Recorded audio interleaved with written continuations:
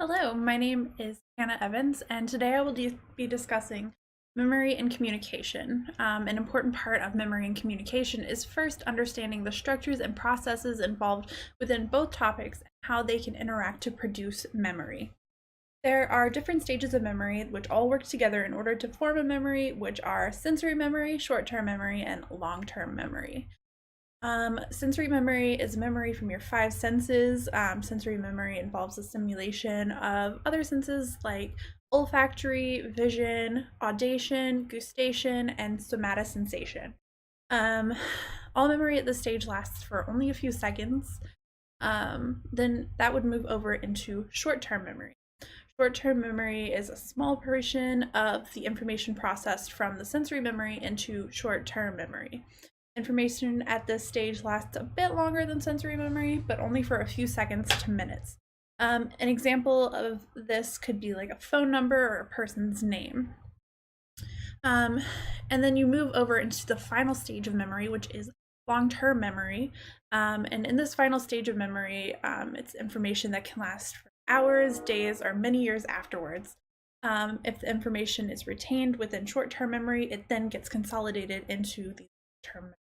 And then long-term memory can break up into two different categories, declarative and non-declarative.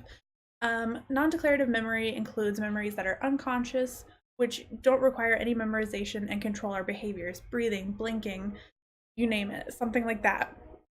And then over into the second category, declarative memory. These are things that we can remember and discuss, which involve maybe a life event or some kind of experience that we have had. And finishing up with the topic of the types of memories, let's move over into the brain structures. The brain structures involved with motor learning and retaining information are the cerebellum, thalamus, basal ganglia, and motor cortex. In order to produce memories, it would involve perceptual learning, which would, according to our textbooks, involve changes in the extrastriate cortex that establish new neural circuits. The information would then be repeated and would stimulate the new neural circuits again until it becomes something regular. Then producing memory is a combination of cortical, sensory, and subcritical processes.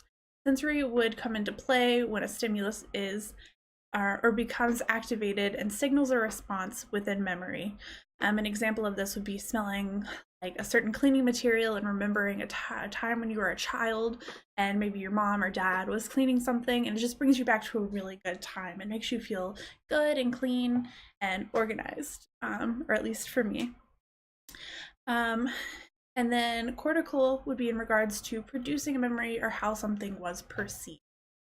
And then lastly, subcortical processes the sensory memory, and it is in charge of emotion and produces memory in regards to reading emotions and learning about emotions. So the subcortical is really reading people and getting to know how people are feeling, what they are displaying and putting on for you to read. And then lastly, the environment has major effects on our memory in general. Environmental influences can drastically impact how something is remembered or learned.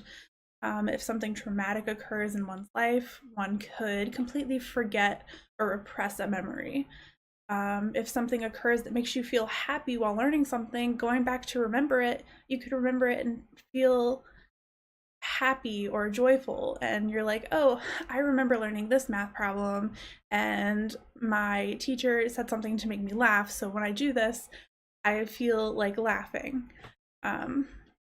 So it's what you associate with that particular memory. The environment will then be what you associate later on down the road with your memory.